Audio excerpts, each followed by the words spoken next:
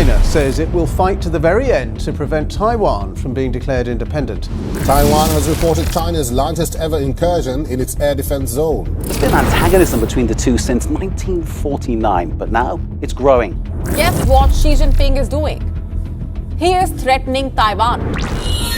Chiang Kai-shek, the truth about Taiwan. A controversial topic in world politics today is the true identity of Taiwan. Is it an independent republic with its own laws and customs and sovereignty? Or is it, as the People's Republic of China claims it to be, a mere territory that is part of mainland China? This has been a subject of debate and confusion for the international community. A crucial question to ask, however, is how this contention exactly started. The answer lies way back to the Chinese Civil War that broke out after World War II, through the eyes of the person whose decisions shaped modern Taiwan and influenced its relationship with the communist PRC and the rest of the globe's states, the political leader, Chiang Kai-shek. Chiang was born in Chikow, Chekiang, a small province in the south of Shanghai, China, on October 31, 1887. Although brought up in a Buddhist background, Chiang eventually joined the Southern Methodist Church. The Christian influence made him ashamed of his roots, especially that his mother, 22 years younger than his father, was a concubine. Although concubinage was no issue for the Chinese culture, the influence of Christian morals changed Chiang's perspective, although he himself had multiple wives later in his life. Chiang was married at 14 years old to Miss Mao, whom his mother arranged for him. This made only a little difference in his life, and he continued his studies. His mother wanted him to enter law school in Hangzhou, and even saved every bit of money she got from coaxing her brothers into giving monetary support for Chiang's studies. However, Chiang always had a preference for military science. Chiang had his own legendary heroes, such as Liu Fei, a general of the Sung dynasty, as well as Sun Yat Sen, a modern revolutionary of his time who fought off tyrants and wanted to be like them. The dynasty of his time, the Qing or Manchu Empire, was already on the verge of instability. The huge population made farmlands and jobs scarce, and there were not enough officials to manage its people. Moreover, the Opium Wars and their loss in the First Sino-Japanese War made them lose territories such as Hong Kong, Taiwan, and parts of Manchuria to foreign powers. Unrest was building up.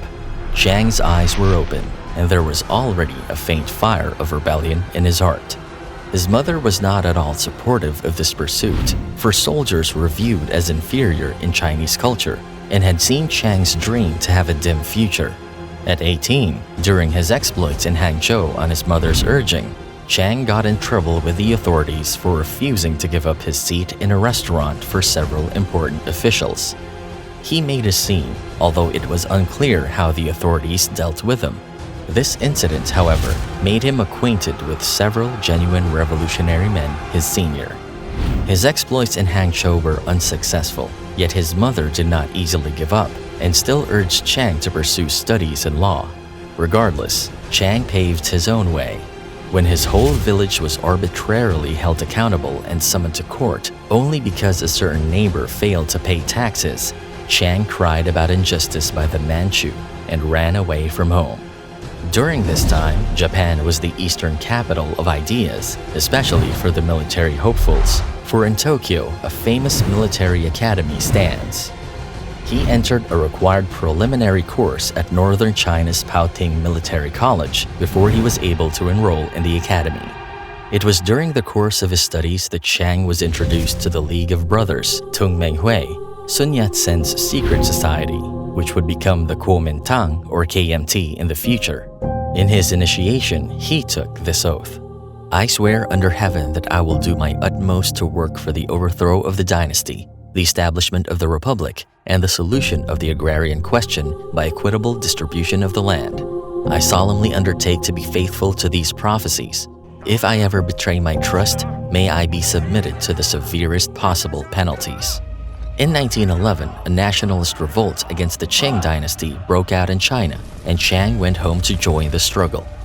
The imperial system ended, and in its place was the newly declared Republic of China, with Sun Yat Sen as the elected provisional president before turning over the leadership to Yuan Shikai, leader of the Beiyang army. The Kuomintang party, founded by Sun Yat Sen in 1912, became the dominant party. The party upheld Western and Christian concepts of modernization, which they attempted to adopt in the country. Yuan, however, abused his authority and briefly restored imperialism in China in 1915. He was then deposed by the KMT. This instability led to the rise of local warlords who gained control of their territories without acknowledging the new nationalist government. The KMT, under Sun's leadership, attempted to unify China with difficulty. Chiang became Sun's successor when the latter died in 1925. He led military campaigns against the local warlords of northern China, which were successful, and consolidated his control over the KMT by expelling the communists who assimilated in it in 1927 through a brutal coup.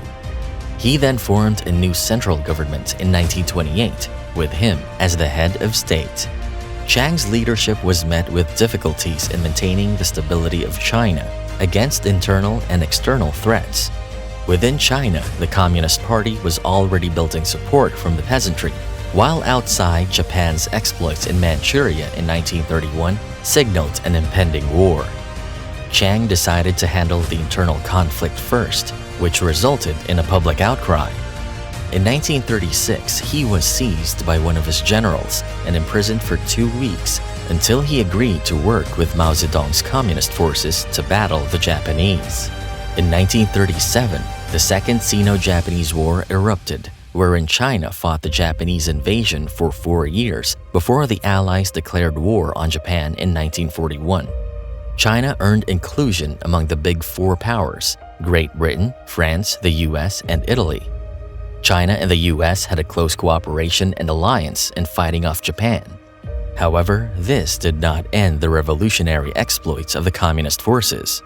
When Japan surrendered in 1946, the KMT and the communist forces broke out into a civil war, which the KMT lost.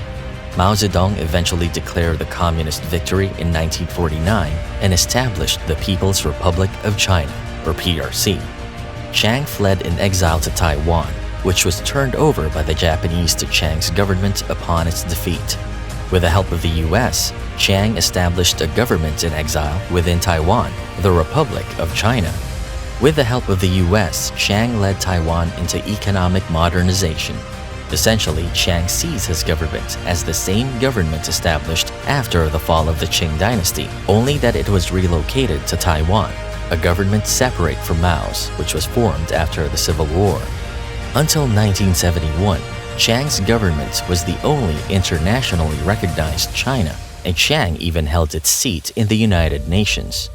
It was the ROC that signed the Treaty of Peace with Japan, ending the state of war between the two parties. In 1954, it even entered a mutual defense treaty with the US. Mao's PRC was out of the picture. However, in 1971, the whole picture changed when the United Nations General Assembly expelled Taiwan as the legitimate representative of China and admitted the PRC in its stead. The US, under the leadership of President Nixon, started the official recognition of such, beginning to question the independence and statehood of Taiwan and making official ties with the PRC. The rest of the world followed suit.